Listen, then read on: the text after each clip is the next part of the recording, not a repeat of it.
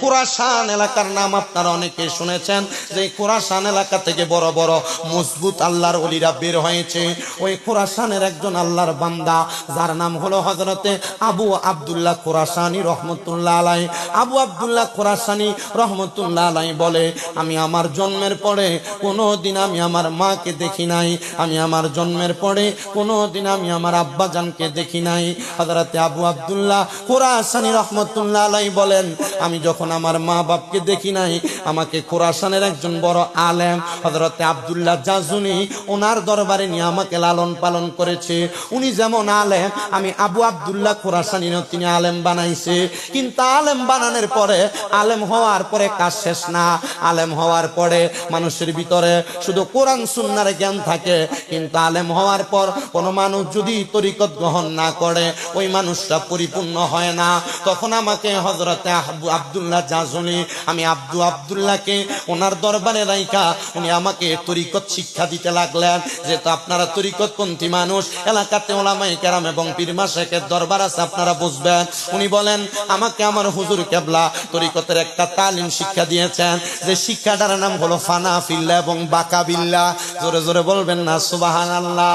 এ বাবা, ফানা ফিল্লাহ বাকা বিল্লাহ, এই জগৎটা কিন্তু বড় কঠিন। বাকা বিল্লাহ হইতে কঠিন জগৎ, কিন্তু ফানা ফিল্লার জগৎ দিয়া আল্লাহ পর্যন্ত পৌঁছানো যায়। বলে আল্লাহ পর্যন্ত পৌঁছাইলে তো বাকা বিল্লাহ অর্জন হয়ে যায়। কেমন অর্জন? একটু মনোযোগ লাগে আর শোনো। ফানা ফিল্লাহ এটা হলো দুই প্রকার, একটা হলো ফানাফি শায়েক আর একটা হলো ফানাফির রাসূল। ফানাফি শায়েক আবার দুই প্রকার, একটা হলো সুরতে ফানা আর একটা হলো সিরতে ফানা। সুরতে ফানা হলো তোমার পীর যেমন টুপি পরে, যেমন পাঞ্জাবি পরে, যেমন দাড়ি রাখে, যেমন ভাবে চলে, পীরের সুরত ধারণ করার নাম হলো ফানা, সুরতে ফানা।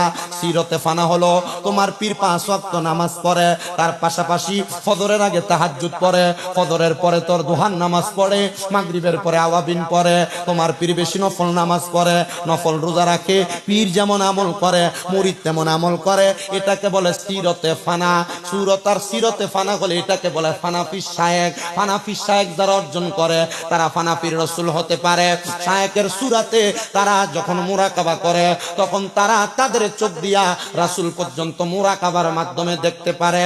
আর রাসূল যখন দেখে, তখন রাসূল দেখার পরে আল্লাহ পর্যন্ত পৌঁছা যায়। বান্দা যখন তার জবান দিয়া কোনো কথা বলে, কথাগুলো বান্দার কথা থাকে না, স্বয়ং আমার আল্লাহর জবানের কথা হয়ে যায়। বান্দা কোনো কাজ করলে কাজটা আর বান্দার হাতের কাজ থাকে না, আমার আল্লাহর কুদরতের কাজ হয়ে যায়। বান্দা শোনো শোনো, হযরতে আবু আব্দুল্লাহ খোরাসানি বলে, আমি যখন এবার আমার হুজুরের কাছ থেকে এমন এলেম শিক্ষা গ্রহণ করলাম, হুজুর আমারে মুরাকাবা শিখাইলেন। মুরাকাবা মানে ধ্যান করা, মুরাকাবা মানে নিরলে নির্জনে গহীনে মনোমুগ্ধকর ভাবে আল্লাহকে তালাশ করা। মুরাকাবা করার নিয়ম যখন আমারে শিখাইলেন, আমি আমার মুরাকাবার মধ্যে সর্বপ্রথম অন্য কোনো কিছু চাই নাই। আমি মুরাকাবা করে করে আল্লাহর দরবারে কান্না করতেছিলাম, আল্লাহ, জন্মের পরে বাবা দেখি নাই, জন্মের পরে মা দেখি নাই, আল্লাহ গো, আপনি একটাবার আমার মুরাকাবার মধ্যে আমার মাকে আর আমার আব্বাকে দেখার ব্যবস্থা করে দেন। আমি জানতে চাই, কোন মানুষ যদি নফল ইবাদত কইরা ফরজের পাশাপাশি আল্লাহ তাআলার দরবারে বেশি বেশি ইস্তেগফার পড়ে, আল্লাহ তাআলার দরবারে আল্লাহর প্রশংসা করার পর ধ্যান কইরা দুনিয়া না শুধু আখিরাতের কোন নিয়ামত পাইতে চায়, আপনারা বলেন আল্লাহর দেওয়ার ক্ষমতা আল্লাহর আছে না নাই? এই বিশ্বাস কার কার আছে? দুই হাত তুলে আমার আল্লাহকে দেখায়।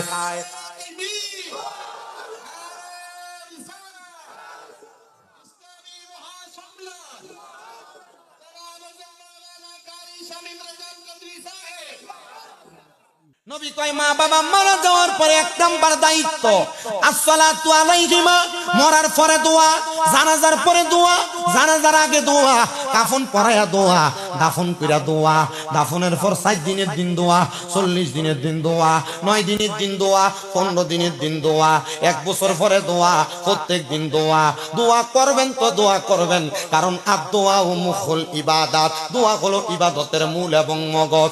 যত ইবাদত করো না কেন, দোয়ার মাধ্যমে ইবাদত শেষ করবা, দেখবা আমার আল্লাহ তোমার সব ইবাদত দোয়ার মাধ্যমে কবুল করবে।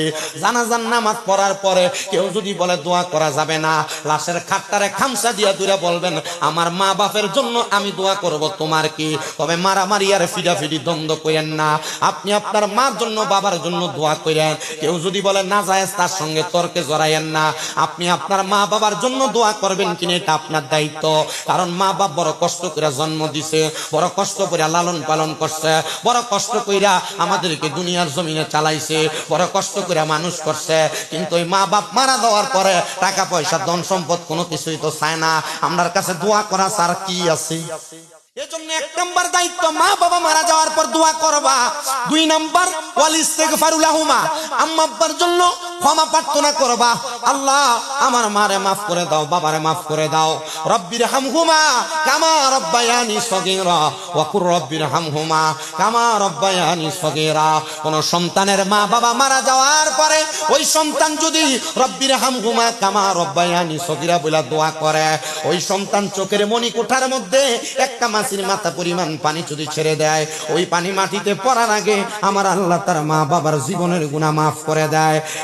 আমার এই চান্দ্রা এলাকার বাবারা, আমার এই খারখাদিয়া এলাকার আদর্শ যুব সমাজের ভাইয়ারা, আমার মুরব্বী বাবাজিরা, আবদার জানাই গো, আম্মা আব্বা যদি মইরা যায়, তোমার দায়িত্ব হলো আম্মা আব্বার জন্য বেশি করে দোয়া করা, আম্মা আব্বার জন্য কোরআন খতম করে আল্লাহর কাছে মাফ চাওয়া, খতমে তালিল পড়া বেশি করে আল্লাহর কাছে মাফ চাওয়া। আগে তো মসজিদে মসজিদে কোরআন খতম হইতো, বাড়ি বাড়ি কোরআন খতম হইতো, মা বাপের লেগে ময় মুরব্বীর লেগে দোয়া করা হইতো। এখন মৌলবীদের বেদাত ফতুয়ার কারণে দোয়া দুরুদ বন্ধ হয়ে গেছে। ও বাবা, হয়তো বা মনে করতে আলেমদের পকেট গরম হবে, আলেম দিয়া লাগবে না, তুমি তোমার মার লাগা কোরআন পড়া দোয়া কইরো, তুমি তোমার আব্বার লাগা খতম পড়া দোয়া কইরো, আম্মা আব্বার জন্য কবর জিয়ারত করে ক্ষমা প্রার্থনা কইরো। সাহাবায়ে কেরাম কয়, নবী গো, ও মায়ার নবী, আর কি দায়িত্ব আছে আপনি বলেন না? নবী কয়, 3 নাম্বার ওয়া ইনফাজু আহাদিহিমা, আম্মা আব্বার কোন ঋণ থাকলে ওয়াদা থাকলে পূরণ করা।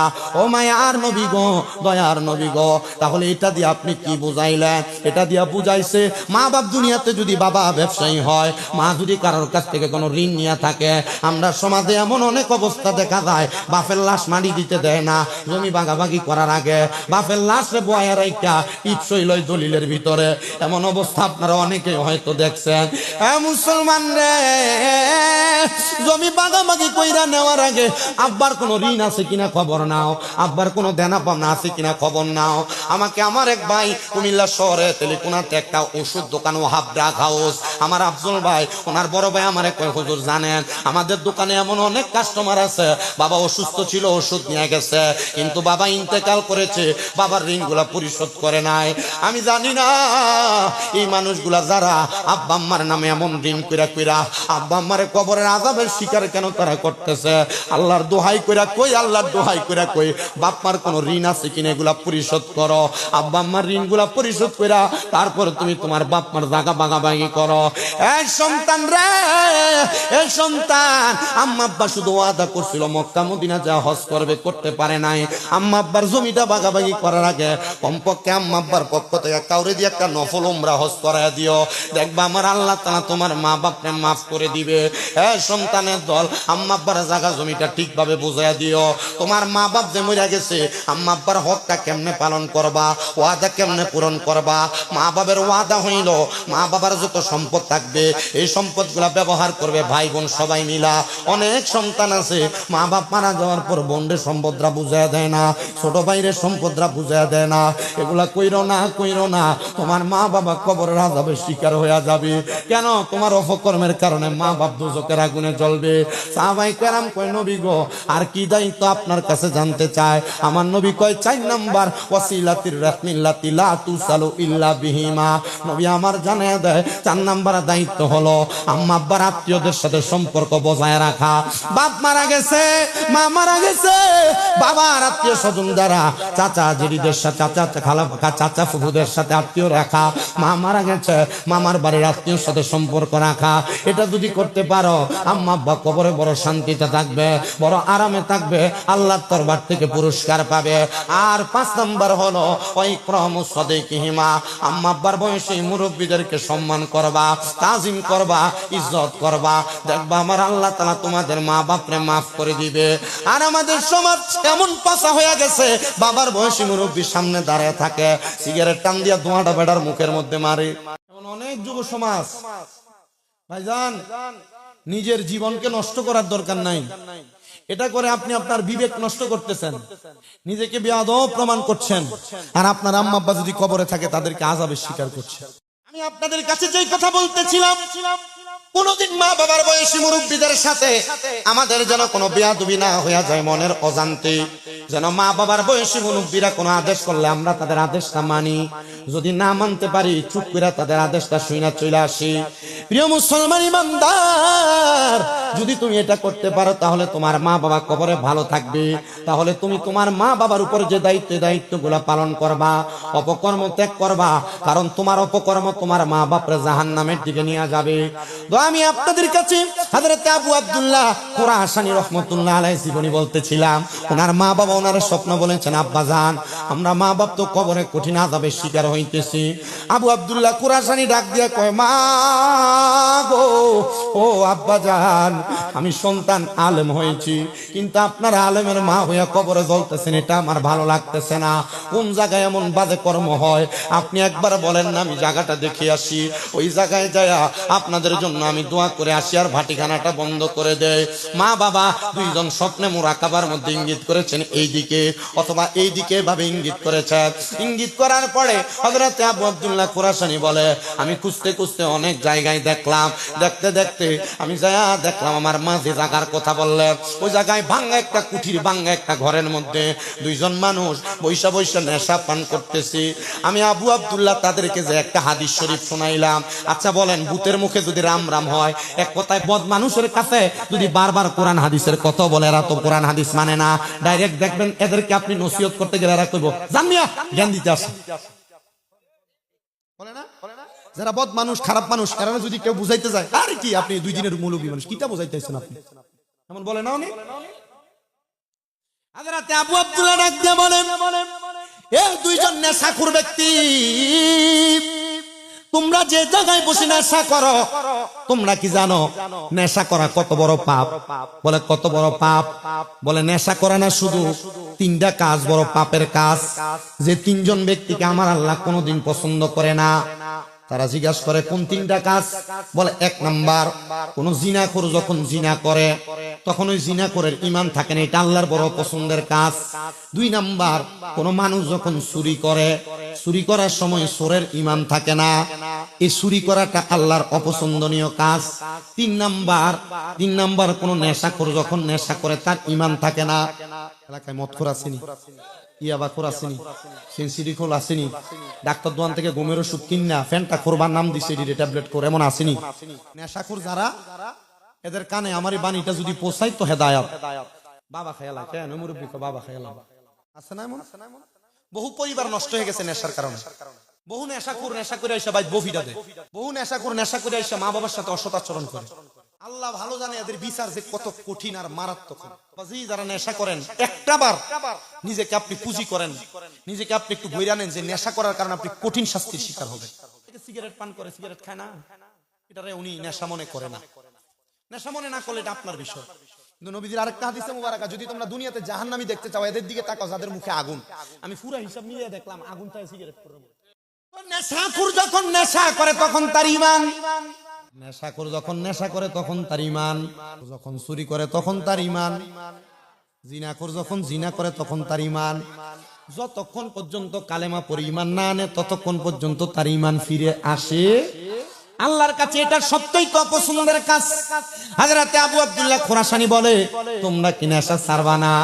বলে তুমি আমাদেরকে জ্ঞান দিতে আসছো, যাও যাও সবাই দুরূদ শরীফ পড়েন, আল্লাহুম্মা, জবান খুলে মোহাব্বতে পড়েন আল্লাহুম্মা। উনি কি রওনা দিছে? সাইয়্যিদিনা হযরত আবু আব্দুল্লাহ খুরাসানী ওনাদেরকে যখন নসিহত করলেন, ওনারা আবু আব্দুল্লাহর প্রতি একটু ক্ষিপ্ত হয়ে গেলেন। ক্ষিপ্ত হয়ে আবু আব্দুল্লাহরে খেপায়া দিলেন, এখান থেকে তাড়াইয়া দিলেন। দ্বিতীয় দিন আবার আবু আব্দুল্লাহ তাদেরকে লোক নিয়ে বাধা দিলেন, তারা লোক সমাজে আবার চলে গেলেন। তৃতীয় দিন আবার বাধা দিছে। তারা এবার ডাক দিয়া কই, আবু আব্দুল্লাহ, তুমি যে আমাদেরকে নেশা করা থেকে এখানে বাধা দাও, তুমি কি পারবা রে আমাদেরকে আবার পূর্বের জীবনে ফিরিয়ে দিতে? আবু আব্দুল্লাহ কয়, তোমাদের আবার পূর্বের জীবন কি? বলে, আমরা তো নেশা এমনি এমনি করি নাই, আমরা তো সংসারের যন্ত্রণায় পুরা নেশা করি। বলে, কেন তুমি নেশা করো? বলে, আমি নেশা করি, আমার স্ত্রী, আরেকজন বলে আমার স্ত্রী, তারা দুইজন দুই দিকে, তারা তাদের মতো করে অবাধভাবে চলাফেরা করে। এমন বহু মহিলা আছে, তারা তাদের স্বামীর আদেশ মানে না, স্বামীর হুকুম মানে না। আপনারা বলেন এমন আছে না নাই? ওনারা ডাক দিয়ে, আবু আব্দুল্লাহ রে, আমাদের স্ত্রী আমাদের কথা শোনে না, আমাদের কথা মান্য করে না, আমাদেরকে সম্মান করে না, এই জন্য না আমরা নেশা করি। এমন অনেক যুবক দেখবেন, অনেক মুরব্বীরা দেখবেন, অনেক এলাকার মানুষ দেখবেন, বউয়ের অত্যাচার অনাচার সহ্য করতে না পেরে এমন ইয়াবা সেবন করে, নেশা সেবন করে। খোদার কসম করে বলি যুবক ভাই, নিজের জীবনটা তুমি নষ্ট করে দিও না। এই নেশা বড় মারাত্মক জিনিস। আল্লাহ তাআলা খামরু ওয়াল মাইসিরকে হারাম করেছেন, নেশা এবং জুয়াকে হারাম করেছেন। সাবধান, সতর্ক করে। নেশা করার কারণে তুমি কোনোদিন তোমার স্ত্রীকে পারে ফিরে পাবা না। তোমার স্ত্রী খারাপ হইতে পারে, মন্দ হইতে পারে, এটাকে তুমি চেষ্টা করো ভালো করার জন্য, কারণ ইসলাম তো ভালো করার সিস্টেম শিখিয়ে দিছে। আমি মাঝে মাঝে এমন অনেক ঘটনা দেখলে মনের মধ্যে হিতাকাঙ্ক্ষিত আর কষ্ট পাই। কয়েকদিন আগে রমজানে মনে হয় রামগঞ্জে এক মহিলার স্বামী বিদেশ থাকে, ওই মহিলা একজন পর ছেলের সাথে পরকীয়াতে লিপ্ত, ছেলেকেও বাদ দিয়া দেয় অন্য পুরুষের সাথে চলে যাওয়ার জন্য। আরেক যুবক ভাই আমার বিদেশ থেকে ওমান থেকে কল দিছে, কুমিল্লা চান্দিনার, ফোন দিয়ে আমার কাছে কান্দে আর কই, হুজুর প্রবাসীদের স্ত্রীদের ব্যাপারে কি আপনারা একটু ওয়াজ করতে পারেন না? আমি জিজ্ঞাইলাম, ও প্রবাসী ভাই, তুমি কি জানতে চাও তোমাদের স্ত্রীদের ব্যাপারে? আমরা কি ওয়াজ করব? বলে, হুজুর আমি আজকে 7 বছর বিদেশ করি, হুজুর আমার 7 বছরের ইনকামের সব টাকা আমার স্ত্রীর অ্যাকাউন্টে পাঠাইছি। আমার 2টা বাচ্চা, একটা বাচ্চার বয়স হলো 11 বছর, আর একটা বাচ্চার বয়স হলো 7 বছর। হুজুর আমার স্ত্রীটা অল্প কিছুদিন আগে আমার 2টা সন্তানকে ফালায়া রাইখা অন্য একটা ছেলের সাথে বিদায় হয়ে গেছে। হুজুর আমার মনে বড় কষ্ট, হুজুর আমার মনটার মধ্যে বড় আঘাত। আমি জিজ্ঞাইলাম, যে স্ত্রী আপনার চিন্তা করে নাই, আপনি ওই স্ত্রীর চিন্তা করার দরকার নাই। ওই হুজুর আমি তো আমার স্ত্রীর জন্য কান্না করি না, আমি কান্না করি আমার 2টা এতিম ফোলার জন্য। আমি জিজ্ঞাইলাম, কেন কান্দেন? বলে, আমার স্ত্রী চলে গেছে, সে তার জামাই পাইছে, আমি বিদেশ থেকে বাড়িতে আইসা বিবাহ করলে আমি আমার স্ত্রী পাবো। হুজুর আমার 2টা ফোলা তো তার আর মারে পাইতো না, হুজুর এই জন্য কান্দি।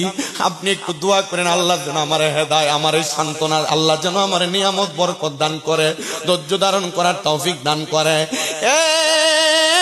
চাঁদপুরের ফরিদগঞ্জের চান্দ্রা আশেপাশে এলাকা সোশ্যাল মিডিয়ার মাধ্যমে শুননেওয়ালা প্রবাসীর স্ত্রীরা, এলাকার মধ্যে যেই বউয়েরা আছো, তোমাদের কাছে আবদার জানায়, তোমরা স্বামীর উপরে এমন কোন টর্চার অত্যাচার চালায়ও না যেটার কারণে তোমার স্বামী বাধ্য হয় নেশা করতে, যেটার কারণে তোমার স্বামী বাধ্য হয় খারাপ কর্মকাণ্ড করতে, তোমার স্বামী বাধ্য হয় কোনো পরকীয়া অন্য মহিলার সাথে সম্পৃক্ত হইতে।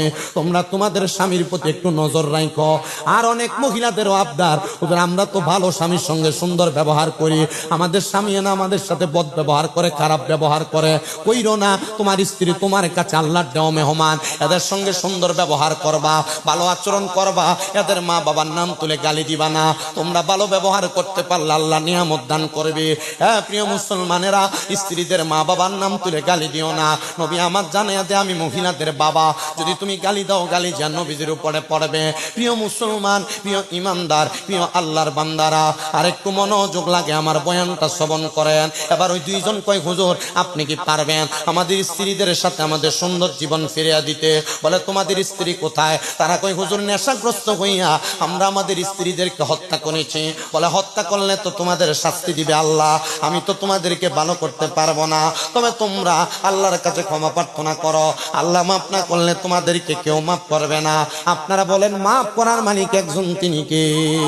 স্বয়ং আমার আল্লাহ তাআলা মাফ করে দেয়। হযরত আবু আব্দুল্লাহ ডাক দিয়া কয়, ঠিক আছে তোমরা নেশা করো না, আমাদের সঙ্গে চলো, আমাদের সাথে থাকবা, খাইবা, আল্লাহর ইবাদত করবা, মাফ পাওয়ার একটা সিস্টেম আমরা তোমাদেরকে শিখিয়ে দিব। এই কথা বললাম, হযরত আবু আব্দুল্লাহ 2জন নেশা করে তাদের জায়গা থেকে সরায়া ওই বাড়িটারে সুন্দর করে পবিত্র বানাইছে, পরিষ্কার কইরা। আবু আব্দুল্লাহ তার উস্তাদ আব্দুল্লাহ জাজুলিরে বলে, হুজুর আমি আমার এই বাড়িটার মধ্যে আমি একটা সুন্দর মার্কাজ করতে চাই, মানে দ্বীনি শিক্ষা প্রতিষ্ঠান করতে চাই। আমি ধন্যবাদ জানাই এই খারখাদিয়া আদর্শ যুব সমাজ কর্তৃক যে আজকে এত সুন্দর করে ইসলামী সাংস্কৃতিক প্রতিযোগিতা হয়েছে, তোমরা এলাকার সন্তান যারা এদেরকে গজলের প্রতি, আজানের প্রতি, কোরআন তেলাওয়াতের প্রতি, নাত রাসূলের প্রতি আকৃষ্ট করার জন্য পুরস্কার দিয়া এদেরকে এটার প্রতি আগ্রহ জাগাইছ, এটা বড় ভালো কাজ। এলাকায় মাদ্রাসা করেছো, এটা বড় ভালো কাজ। মাদ্রাসার কাজে সহযোগিতা করেছো, এটা বড় ভালো কাজ। এই কাজ করলে আল্লাহ তাআলা তোমাদেরকে উত্তম জাযা প্রদান করবে। আবু আব্দুল্লাহ ডাক দিয়া কই, আমার উস্তাদ আব্দুল্লাহ জানসুনি, আপনি যদি দোয়া করেন আমার আল্লাহ তাআলা আমাকে বরকত দান করবে। আমি এই জায়গায় একটা শিক্ষা প্রতিষ্ঠান মানে দিনের মার্কাজ করতে চাই। ওনার কথা শুই না উস্তাদ হুকুম দিয়া দিছে, উনি সেই জায়গার মধ্যে ওই এলাকার আশেপাশের সব মানুষদেরকে কোরআন শিক্ষা দেয়। আবু আব্দুল্লাহর মনে কিন্তু শান্তি নাই, মানুষকে কোরআন শিক্ষা দিয়া রাত্রবেলা কান্দে, আল্লাহ তুমি আমার মারে মাফ করছনি, তুমি আমার আব্বারে মাফ করছনি। হযরত আবু আব্দুল্লাহ যখন এমন ভাবে কান্দে, কান্না করতে করতে বড় বেকারার। আবু আব্দুল্লাহ বলে, আমি যখন কান্দি একদিন, 2 দিন, 3 দিন, মোরাকাবা করে 3 দিনের দিন আমি হঠাৎ করে দেখলাম সাদা রঙের পোশাক লাগায়া আমার সামনে 2 জন, একজন পুরুষ আর একজন নারী হাজির হয়ে গেছে, যাদের শরীর থেকে একটা সুন্দর সুবাস আসতেছে, সুঘ্রাণ আসতেছে। আমি সুঘ্রাণ পাইয়া জিজ্ঞাসা করলাম, কারা গো আপনারা? আমার এবার তাদের কাপড়টা সরে মুখটা দেখে কয়, আমরা হইলাম তোমার মা বাবা। ও মা গো, এর আগে মোরাকাবা কইরা দেখলাম গায়ে আগুন জ্বলতেছে, এখন দিয়ার গায়ের মধ্যে কোনো আগুন নাই। মা, আল্লাহ তাআলা কি আপনারা মাফ করে দিছে? মা বাপ জবাব দেয়, তোমার মতো নেককার একটা সন্তান দুনিয়াতে থাকলে কোনো মা বাবা কবরের আযাবের শিকার হইতে পারে না। এ দাড়ি পাকা মুরব্বী বাবারা, আবু আব্দুল্লাহর জীবনী থেকে আপনারা কি শিখলেন? আপনি সন্তান হইয়া যদি আপনার মার জন্য দোয়া করেন, আপনার মা বাবা কবরে ভালো থাকবে, তইলেন আপনি একজন নেককার সন্তান, ভালো সন্তান হিসেবে প্রমাণ পাবেন। আমি জানি না গো, এখানে অনেক সন্তানেরা বসেছে, মা বাবা বেঁচে আছে, কিন্তু তারা মা বাপরে ধমক দিছে, মা বাপরে খানা দিছে না, ঝগড়া লাগা মা বাবার সাথে উঁচা গলায় কথা কইছে। দে যুবক ভাই রে, দে তোর পাও আমার সামনে দে, আমি আমার জিহ্বা লাগে তোর পাও আমি পরিষ্কার করে দিব। শুধু ওয়াদা করবা মা বাবার পাগুলা দুরা দুরা মাপ চাইবা, শুধু ওয়াদা করবা মা বাবার পাগুলা দুরা দুরা মাপ চাইবা। আমি জানি না তোমরা মাপ চাইবা কিনা, আর আজকের মাহফিল কবুল হবে কিনা। যদি আগামীকালকে শোনো এই চান্দা এলাকার কোনো দোকানে বৈশাখ কোনো দাড়ি পাকা মুরব্বী বলে, হ্যাঁ হুজুর আপনার ওয়াজ শুই না, শামীম দাদা কুমিল্লা থেকে আসছে, তার ওয়াজ শুই না, আমার ফুতে বাড়িতে আমার পায়ে ধরে মাপ চাইছে, মনে করবা মাহফিল আল্লাহর দরবারে কবুল হয়ে গেছে। অনেকে চিন্তা করে, হুজুর আমি তো কোনোদিন মা বাবার সাথে অন্যায় করি নাই, আমিও কি মা বাবার পায়ে ধরে মাপ চাইবো নাকি? আরে আম্মা আব্বার সাথে অন্যায় করা লাগে না, আম্মা আব্বার পায়ে ধরলে গুনাহ হয় না, আম্মা আব্বার পায়ে ধরলে দাম কমে না, আম্মা আব্বার পায়ে ধরলে সম্মান কমে না, আম্মা আব্বার পায়ে ধরলে আমার আল্লাহ তাআলা সন্তানের দাম বাড়ায়া দেয়, ইজ্জত বাড়ায়া দেয়, সম্মান বাড়ায়া দেয়। অনেকে চিন্তা করে, হুজুর আম্মা আব্বার পায়ে ধরে মাপ চাইবো দূরের কথা, আমি তো এই যে রোজার ঈদ চলে গেছে, আমি আমার মা বাবার পাঁচ হইয়া সালামত আমি করি নাই। আরে সালাম করা না, সালাম করা না, মাঝে মাঝে যদি সুযোগ পাও আম্মা আব্বার পায়ের মধ্যে চুমা দিতে পারবা। আম্মা আব্বার পায়ের মধ্যে চুমা দিলে আল্লাহর জান্নাতের চৌকাটে চুমা দেওয়ার সওয়াব তুমি পায়া যাইবা। এই সন্তান, আল্লাহর বান্দা নবীর উম্মতের দলেরা, আমি জানি না মা বাবার পায়ে আপনারা চুমা দেন কিনা। আমার দিকে তাকান, আমি মাদ্রাসায় 6-7 যখন পড়ি, আমি শুধু ওয়াজে শুনছিলাম আম্মা আব্বার পায়ে চুমা দেওয়ার কারণে আল্লাহ তাআলা সন্তানকে দামি বানায়, আর চুমা দিলে জান্নাতের চৌকাটে চুমা দেওয়ার সওয়াব পাওয়া যায়। আমি আমার আম্মা আব্বারে বাড়িতে ঘুমন্ত অবস্থায় আইসা সালাম দিয়েছি, এরপর থেকে আল্লাহ তাআলা আমারে কবুল করেছি। ওয়াজ করার মতো আমার কোনো এলেম কালাম নাই, শুধু ওই দোয়াটার বরকতে আমি ওয়াজ করতে পারতেছি। আমি সবার কাছে আবদার করব, মা বাবার পা ধরে মাপ চাইবেন, এখান থেকে বাড়িতে যে মা বাবার পাউডার মধ্যে ধরবেন, যতক্ষণ পর্যন্ত আপনার মা বাবা বলছে মাফ করে দিছি, ততক্ষণ পর্যন্ত মা বাবার পাও চাইলেন না, কারণ মা বাপ মাফ না করলে আমার আল্লাহ আপনারে মাফ করবে না। অনেকে চিন্তা করে, হুজুর যাদের বাড়িতে আব্বা আছে তারা বাড়িতে যে আব্বার পায়ে ধরে মাপ চাইব, আমার তো আব্বা নাই, আমি কার পায়ে ধরে মাপ চাইব? এ সন্তান, অনেকে চিন্তা করে হুজুর যাদের বাড়িতে মা আছে তারা বাড়িতে যাইয়া মার পায়ে ধরে মাপ চাইবো। আমার তো মা নাই, আমি কার পায়ে ধরে মাপ চাইবো? হুজুর আমার মা বাপ কেউ দুনিয়াতে নাই, আমি কার পায়ে ধরে মাপ চাইবো? ভালোবাসি তোমায় বাবা, বুকটা যে যায় ছিঁড়ে, তোমার কথা হৃদয় মাঝে পড়ছে বারে বারে। বাবা তুমি কেমন আছো ছোট মাটির ঘরে, তোমার কথা হৃদয় মাঝে পড়ছে বারে বারে। বাবা গো হো বাবা, বাবা গো হো বাবা, বাবা তুমি কেমন আছো ছোট মাটির ঘরে, তোমার কথা হৃদয় মাঝে পড়ছে বারে বারে। বাবা গো হো বাবা, বাবা গো বাবা। আর আপনি তো বলেছেন আপনারা মরার পরে অবস্থা হবে কেমন খারাপ অবস্থা হবে, আমি আপনাদের কাছে জাহান্নামীদের একটা ছোট্ট বর্ণনা দিয়ে শুনেন।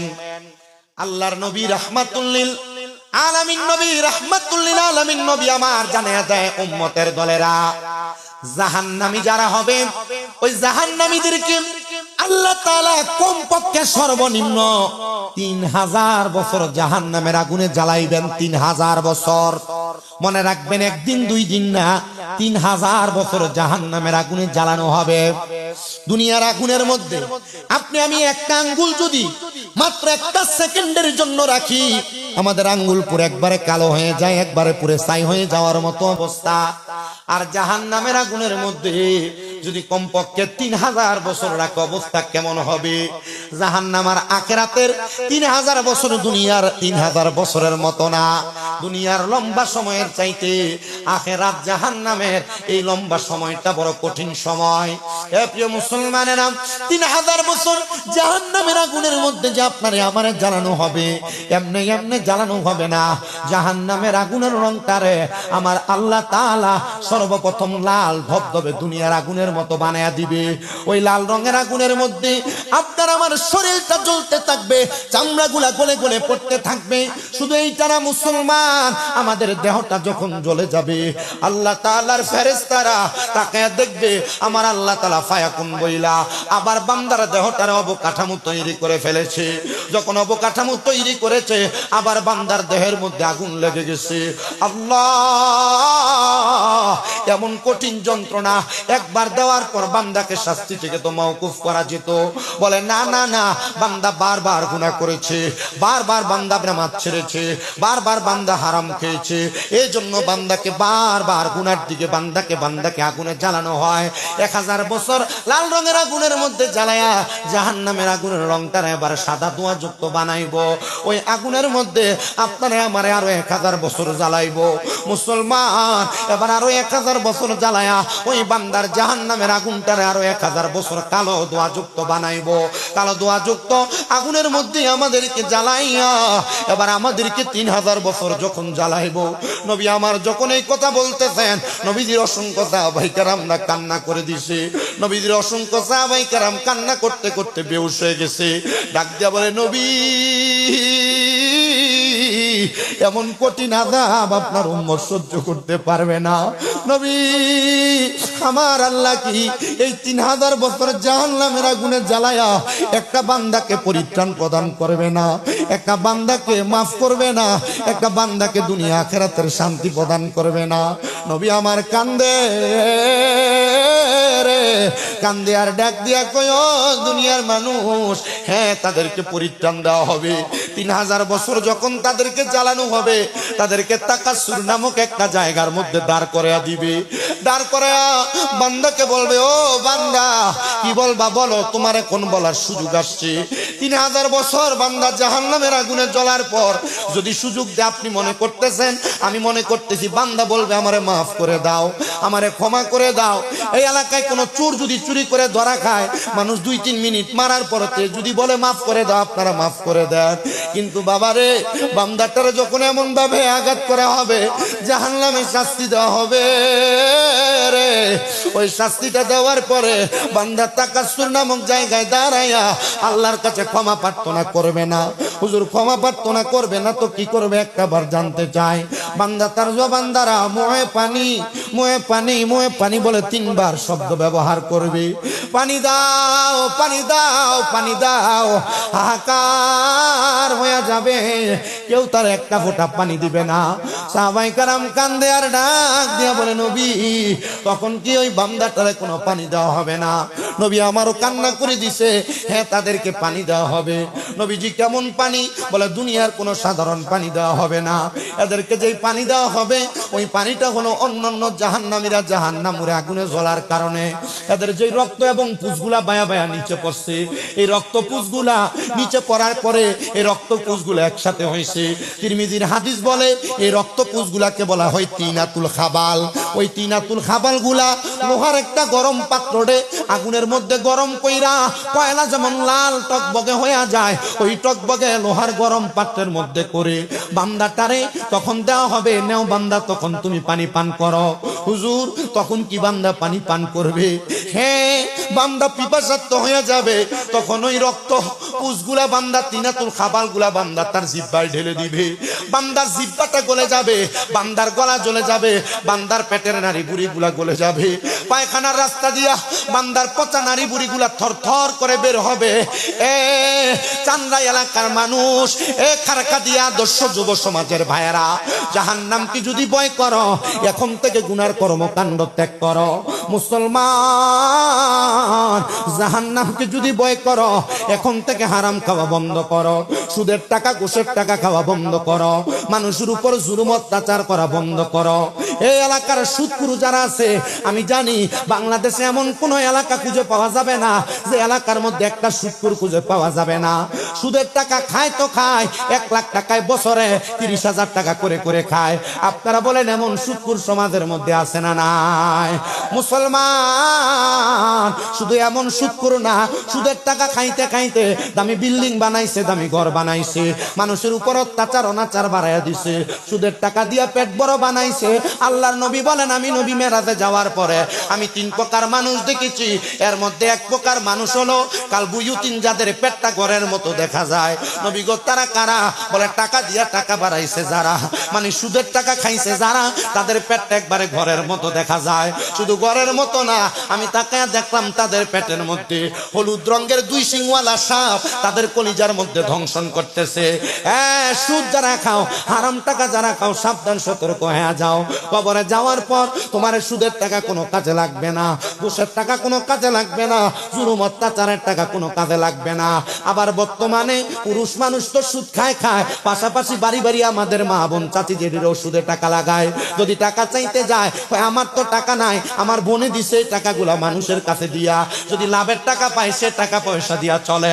আপনারা বলেন বাড়ি বাড়ি এমন মহিলা নাম দিয়া, ভাইয়ের নাম বোনের নাম দিয়া সুদে টাকা লাগায় এমন বেরিয়ে তো সমাজে আছে না না? আমি যে ওয়াজ করতেছি, আপনারা কি আমার ওয়াজ বুঝতেছেন? তাহলে আমি একজন মূর্খ মানুষ, যদিও কামেল পরীক্ষা দিয়েছি কুমিল্লা ইসলামী আলিয়া থেকে। তো ওয়াজ করতে আসলে, আমরা তো এই বয়সে ওয়াজ করতে আসলে অনেক কথাই আমাদের লটচর হয়ে যায়, হয় না? আমরা ওয়াজের মাঠে 2-1টা কথা বলি, আমাদের শুভাকাঙ্ক্ষীরা আমাদের ভালো কথাগুলা গ্রহণ করে। সুদের ব্যাপারে আমি বহু জায়গায় কথা বলেছি, এমনও অনেক এলাকা আছে যে এলাকায় আমার দাওয়াত বন্ধ হয়েছে। আমি যেখানে যাই আমি ওয়াজি করে লাগি। গত বছর আমি মাহফিল করছি 261টা, 2025-26 পিরিয়ডের মধ্যে আমি মাহফিল করছি 261টা। হিসাব করছি যে 248টা মাহফিলে শুধু আমার পিতামাতার খেদমতে সাবজেক্ট দিচ্ছি। অনেকগুলো হাদিস শরীফ পড়ছি পিতামাতার খেদমতের উপরে। কারণ এই যে দেখেন 1 2 3 4 5 6 7 8 9 10 11 12 13 14 15 16টা, এগুলাতে যে ওয়াজ গুলা যায়, যদি একই ওয়াজ বারবার করি, আবার মানুষই নিচে যা লেখে এক ওয়াজিব তো বারবার করে সাবজেক্ট তো নির্ধারণ যেহেতু করে দিছে আমি আমার সাবজেক্টের উপর অবশ্যই কথা বলবো কিন্তু তার আগে যদি আমি আপনাকে কবর হাসর মিজান ফুলসেরাতের পুঁজিটা কিভাবে তৈরি করবেন না বইলা দিয়া যায় তাহলে আমাকেও তো আল্লাহর কাছে জবাব দেওয়া লাগবো না আমি একটু মানসিক ভাবে ক্ষতিগ্রস্ত গতকালকে আমার একটা ভিডিও দেখছেন আপনারা হয়তো ভাইরাল হয়েছে আমার আম্মা জান অসুস্থ এক মাহফিলে ওই বক্তাকে আমাকে আগে মাইক দেওয়ার কথা ওই বক্তা স্টেজে বসে ছিল পরে আমি মাহফিল কমিটিকে বলছিলাম যে আমার আম্মাটা তো অসুস্থ আপনারা আমার আগে মাইক দিয়ে দিলে ওয়াদা রক্ষার্থে আসছি তাহলে আমি তাড়াতাড়ি বাড়ি যেতে পারবো বলে ওনারা ওই বক্তারে নামায় দিয়ে আমার স্টেজে উঠে দিচ্ছে আমি ওয়াজ করছি 1 ঘন্টা 20 মিনিট ওয়াজ করে নামে গেছি ওই গতকালকের ভিডিওর পরে দেখলাম এই বক্তা বলতেছে যে আমি নাকি 2 ঘন্টা ওয়াজ করছি আমি ওয়াজ করে নামে চলে গেছি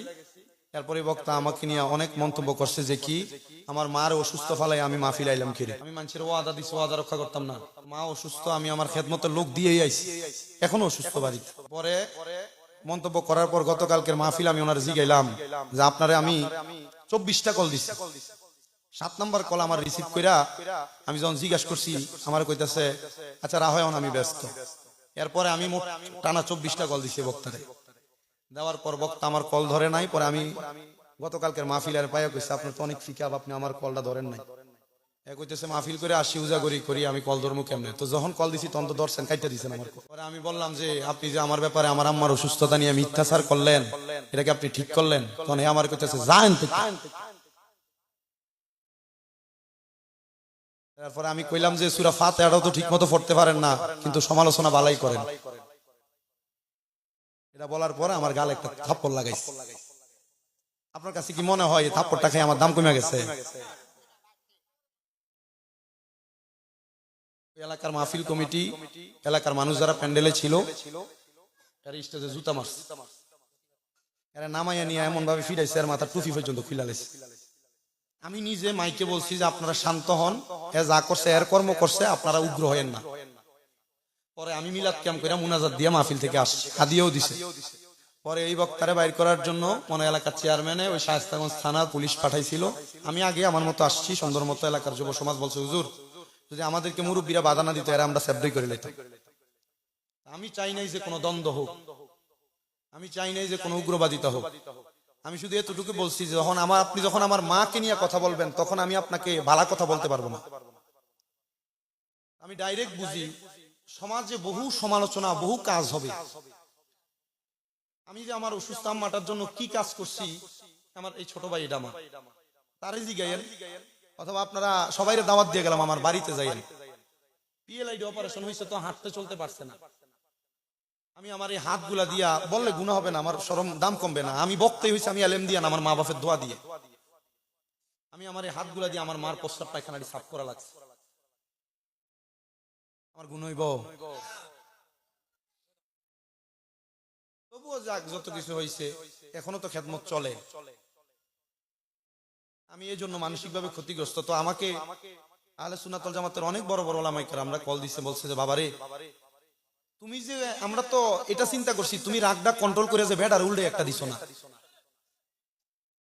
আমি কইলাম যে আমি রাগ কন্ট্রোল করে ব্যাটারে মারবো কেন উনি ওনার নিজের কর্মের পরিচয় দিচ্ছে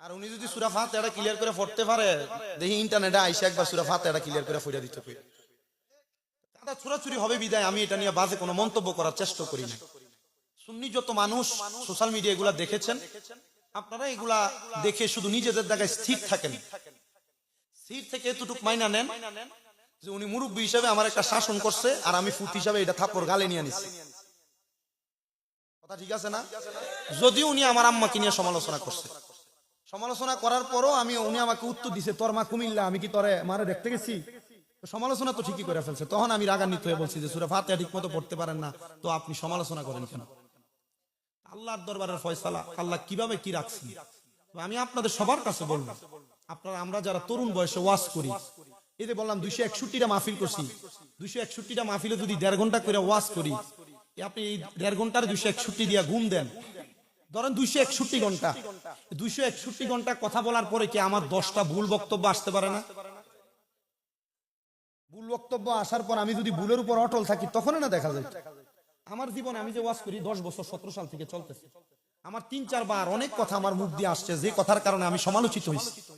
কিন্তু সমালোচিত হওয়ার পর আমি আল্লাহর দরবারে তওবা করেছি। কেন জানেন? কারণ এটা আমার দাখিল ইবতেদায়ী লেভেল, দাখিল লেভেল, আলিম লেভেলের যিনারা আমার উস্তাদ ফাউন্ডেশন তৈরি করে দিয়েছে, ওনাদের শিক্ষা।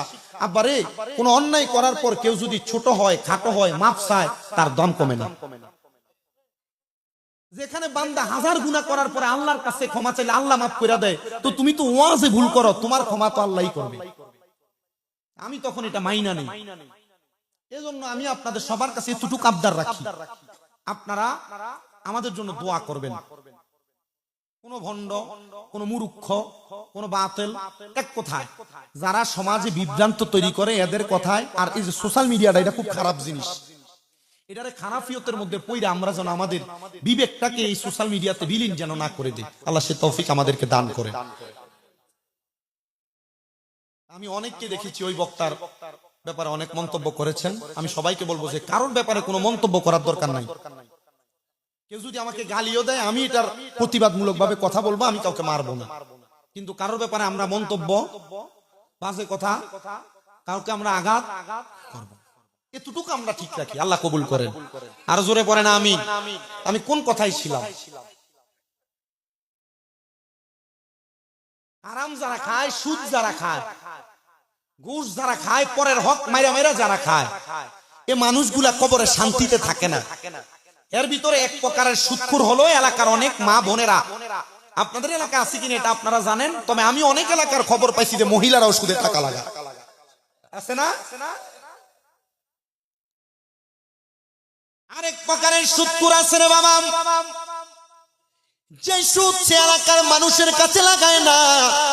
ব্যাংকের মধ্যে 10 লাখ, 15 লাখ, 20 লাখ টাকা এবার একসাথে এফডিআর এর নামে রেখে দেয়। 10 বছর 15 বছর পরে তুলবে, এই 10 লাখ টাকা ডাবল হবে, ব্যাংকার এটাকে ডাবল করে দিবে। এমন অনেক মানুষ আছে দোকানে বসে বসে মানুষের সমালোচনা করেন। যদি প্রশ্ন করা হয় কাকা চলেন কেমনে, কোনো কাজকর্ম করেন না, বেটা ডাইরেক্ট জবাব দেয় আল্লাহ চালায়। কিন্তু খবর নিয়ে দেখা যায় বেটা এফডিআর এর নামে ব্যাংক থেকে সুদের টাকা তুলে তুলে খায়। আপনারা বলেন এমন সুদখোর সমাজের মধ্যে আছে না নাই? সুদে গোসে জীবন কাটে, কপালে তার দাগ।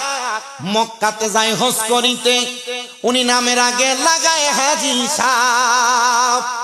সুদে গোসে জীবন কাটে, কপালে তার দাগ।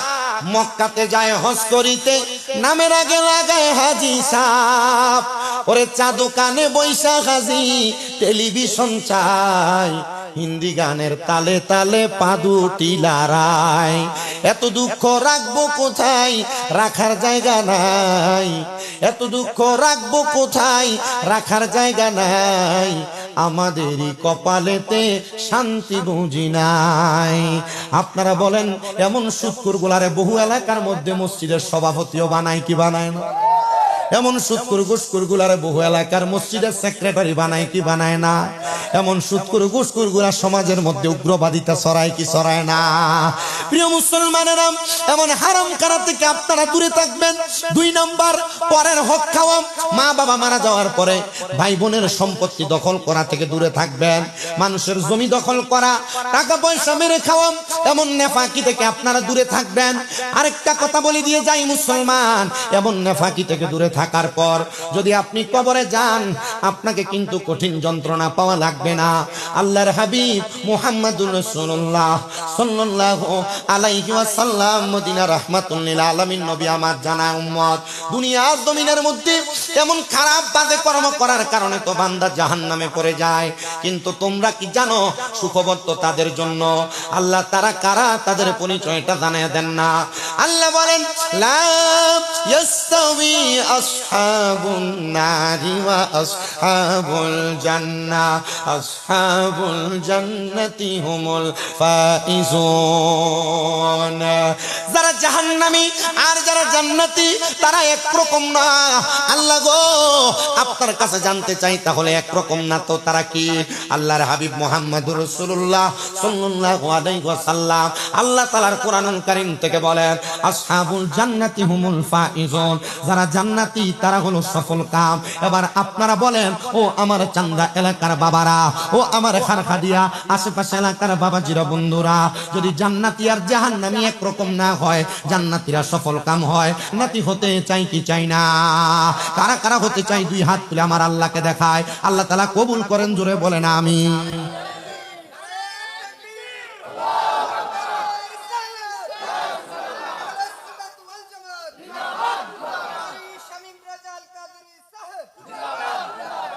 জান্নাতি হতে চাই কিন্তু নামাজ পড়তে চাই না। জান্নাতি হতে চাই মা বাপরে বাদ দিতে চাই না। জান্নাতি হতে চাই আম্মা আব্বারে অসদাচরণ করি, খারাপ ব্যবহার করি। জান্নাতি হতে চাই ভাইয়ে ভাইয়ে দ্বন্দ্ব, ভাবির লোকে দ্বন্দ্ব লাইগা, জালে জালে দ্বন্দ্ব লাইগা মা বাপরে জুদা করে দেয়। এমন এলাকা আছে যে সমস্ত এলাকার মধ্যে মা বাবার খাওন নিয়া, মা বাবারে কে কয় বেলা খাওয়াবে এটা নিয়ে সালিশ বসে, বিচার বসে, দরবার বসে। কথা বলেন না ঠিক কিনা? আল্লাহর নবী এভাবে জানায় কপাল পোড়া, হতবাগা, কপাল মন্দ ওই মানুষটা যেই ব্যক্তির দুনিয়াতে মা বাবা থাকা অবস্থায় সে জান্নাত হাসিল করতে পারে নাই।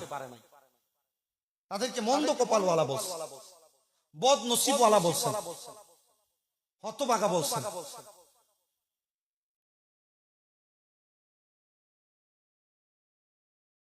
আমি আপনাদেরকে জান্নাত পাওয়ার একটা সহজ রাস্তার কথা বলি। আমি যে আয়াতে কারিমা আপনাদের কাছে তিলাওয়াত করেছিলাম খণ্ড বিশেষ, ওয়াবুদুল্লাহা ওয়ালা তুশরিকু বিহি শাইআন ওয়া বিল ওয়ালিদাইনি ইহসানা। আল্লাহ তাআলা বলেছেন আয়াতে কারিমা এই তিনটা কাজের আদেশ করেছেন। এক নাম্বার, তোমরা আল্লাহর ইবাদত করো। তো আমরা ইবাদত করি কার? নামাজ পড়ি কার জন্য? রোজা রাখি কার জন্য? হজ করি কার জন্য? যাকাত দেই কার জন্য? দান সদকা করি কার জন্য? তাহলে আমরা ইবাদত করি সেজদা দেই আল্লাহকে। অনেক মানুষ আছে আমাদেরকে অপবাদ দেয় আমরা নাকি মাজারে সেজদা দিই, বলে না? খোদার কসমের আমি মিথ্যাবাদী। কারণ কোন বুঝদার মানুষ কখনো আল্লাহ ছাড়া মাজারের সামনে মস্তক অবনত করে না।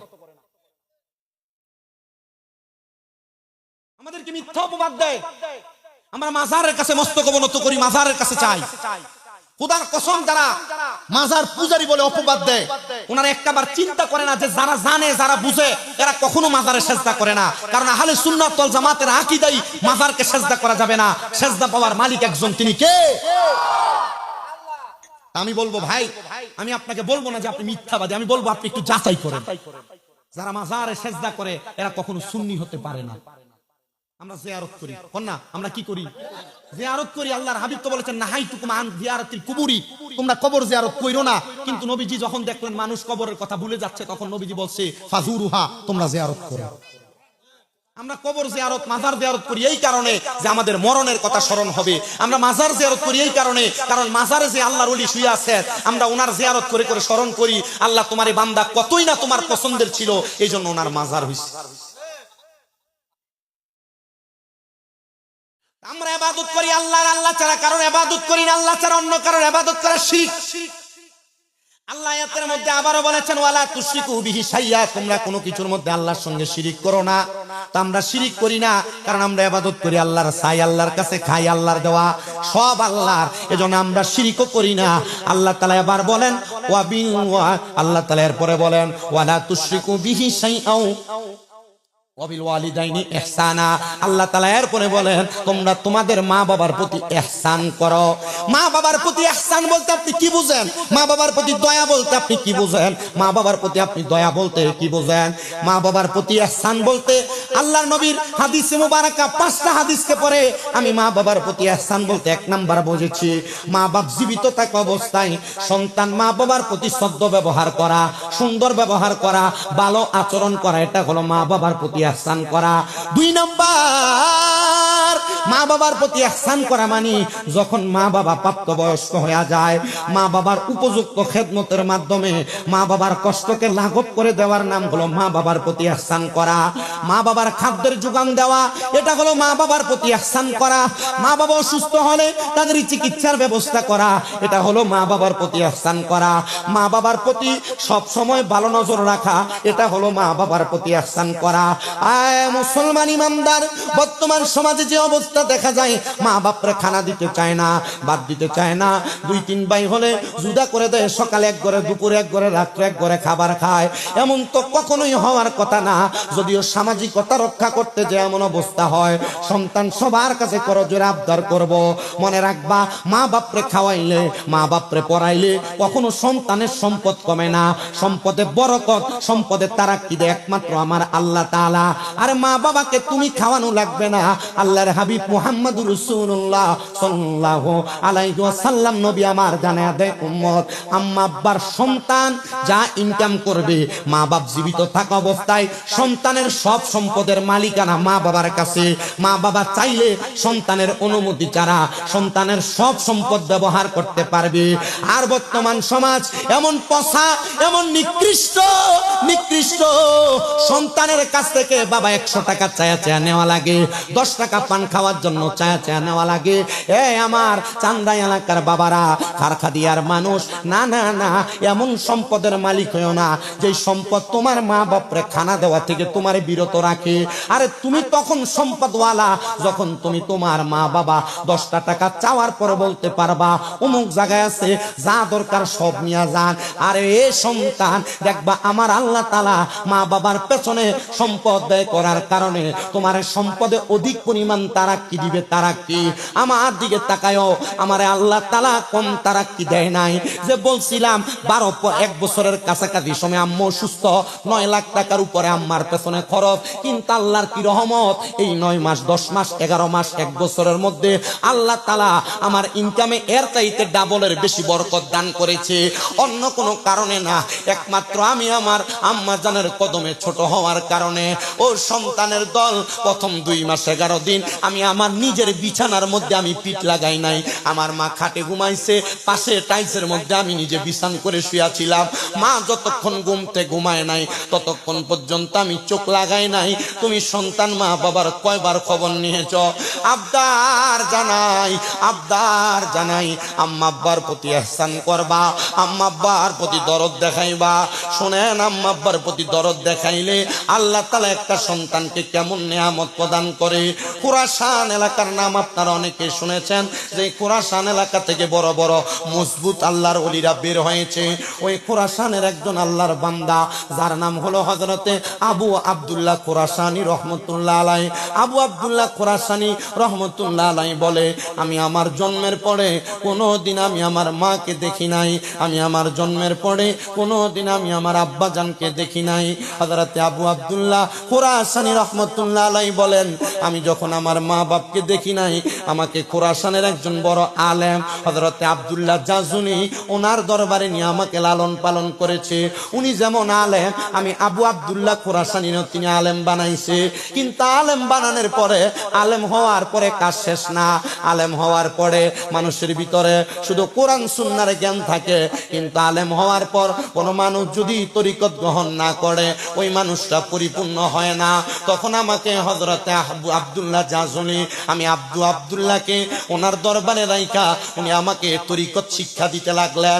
যেহেতু আপনারা তরিকতপন্থী মানুষ, এলাকাতে ওলামায়ে কেরাম এবং পীর মাশায়েখের দরবার আছে, আপনারা বুঝবেন। উনি বলেন, আমাকে আমার হুজুর কেবলা তরিকতের একটা তালিম শিক্ষা দিয়েছেন, যে শিক্ষাটার নাম হলো ফানা ফিল্লাহ এবং বাকা বিল্লাহ। জোরে জোরে বলবেন না সুবহানাল্লাহ। এ বাবা, ফানা ফিল্লাহ, বাকা বিল্লাহ, এই জগৎটা কিন্তু বড় কঠিন। বাকা বিল্লাহ হইতে কঠিন জগৎ, কিন্তু ফানা ফিল্লার জগৎ দিয়া আল্লাহ পর্যন্ত পৌঁছানো যায়। বলে আল্লাহ পর্যন্ত পৌঁছাইলে তো বাকা বিল্লাহ অর্জন হয়ে যায়। কেমন অর্জন? একটু মনোযোগ লাগে শোনো। ফানা ফিল্লাহ এটা হলো 2 প্রকার, একটা হলো ফানাফি শায়েক আর একটা হলো ফানাফির রাসূল।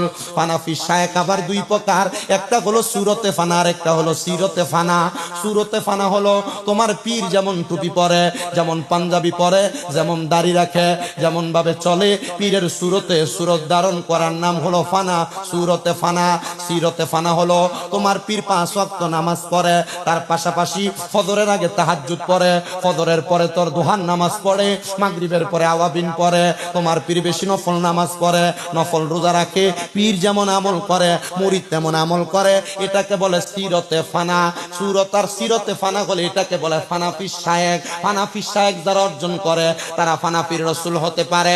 শায়েকের সুরাতে তারা যখন মুরাকাবা করে তখন তারা তাদের চোখ দিয়া রাসূল পর্যন্ত মুরাকাবার মাধ্যমে দেখতে পারে। আর রাসূল যখন দেখে তখন রাসূল দেখার পরে আল্লাহ পর্যন্ত পৌঁছা যায়। বান্দা যখন তার জবান দিয়া কোনো কথা বলে, কথাগুলো বান্দার কথা থাকে না, স্বয়ং আমার আল্লাহর জবানের কথা হইয়া যায়। বান্দা কোনো কাজ করলে কাজটা আর বান্দার হাতের কাজ থাকে না, আমার আল্লাহর কুদরতের কাজ হইয়া যায়। বান্দা শোনো শোনো, হযরত আবু আব্দুল্লাহ কুরাশানি বলে, আমি যখন এবার আমার হুজুরের কাছ থেকে এমন ইলম শিক্ষা গ্রহণ করলাম, হুজুর আমারে মুরাকাবা শিখাইলেন। মুরাকাবা মানে ধ্যান করা, মুরাকাবা মানে নিরলে নির্জনে গহীনে মনোমুগ্ধকর ভাবে আল্লাহকে তালাশ করা। মুরাকাবা করার নিয়ম যখন আমারে শিখাইলেন, আমি আমার মুরাকাবার মধ্যে সর্বপ্রথম অন্য কোনো কিছু চাই নাই। আমি মুরাকাবা করে করে আল্লাহর দরবারে কান্না করতেছিলাম, আল্লাহ জন্মের পরে বাবা দেখি নাই, জন্মের পরে মা দেখি নাই, আল্লাহ গো আপনি একটাবার আমার মুরাকাবার মধ্যে আমার মাকে আর আমার আব্বাকে দেখার ব্যবস্থা করে দেন। আমি জানতে চাই, কোন মানুষ যদি নফল ইবাদত কইরা ফরজের পাশাপাশি আল্লাহ তাআলার দরবারে বেশি বেশি ইস্তেগফার পড়ে, আল্লাহ তাআলার দরবারে আল্লাহর প্রশংসা করার পর ধ্যান কইরা দুনিয়া না শুধু আখিরাতের কোন নিয়ামত পাইতে চায়, আপনারা বলেন আল্লাহর দেওয়ার ক্ষমতা আল্লাহর আছে না নাই? এই বিশ্বাস কার কার আছে? 2 হাত তুলে আমার আল্লাহকে দেখায়।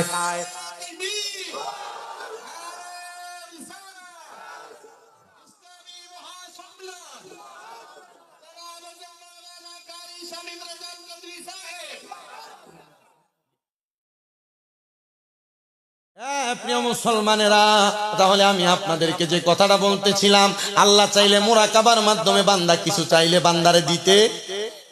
আপনি যে কামাই না থাকলে আপনি সিগারেট ধরে টানেন, আপনি কামাই না থাকলে দোহানে বয়া বয়া কি সুন্দর করেন, আমার আল্লাহ আমার দিকে সই দেয় না, দুনিয়ার মানুষের সব দিয়ালা না। যদি আল্লাহ মুরাকাবার মাধ্যমে বান্দা সব আল্লাহ জানে, লা ইউকাল্লিফুল্লাহু নাফসান ইল্লা উসাহা, আল্লাহ তাআলা কারো সাধ্যের বাইরে কিছু সাফায়া দেয় না। আপনি কোন আল্লাহ আপনারে দেয় না, আল্লাহ আপনাকে দেয়, যা দিছে আপনি তা পাওয়ার যোগ্য, আপনার সাধ্যে এটাই আছে, এটাই আপনি পাইছেন। আপনি কোন যে আমার ছোট আছে লাখ লাখ টাকা কামাই করে, আমি কেন করি না? আপনি এইগুলো পাওয়ার যোগ্য, এই জন্য আপনাকে আল্লাহ এটা দেয়। আর এ ছোট হইয়া লাখ টাকা কামাই করার যোগ্য, এই জন্য আল্লাহ এর এটা দেয়। তাহলে সম্পদ নিয়ে কখন আফসোস করা যাবে? সন্তান নিয়ে আফসোস করা যাবে, ধন সম্পদ দৌলত নিয়ে আফসোস করা যাবে? যা পাইছেন ইবাদতে দাঁড়ায় যান আল্লাহর কাছে। শুকরিয়া যেটাকে বলা হয়, দেখবেন আল্লাহ নিয়ামত বাড়ায় দিচ্ছে। নিয়ামত আল্লাহ দিতে আল্লাহর কোনো কমতি হবে?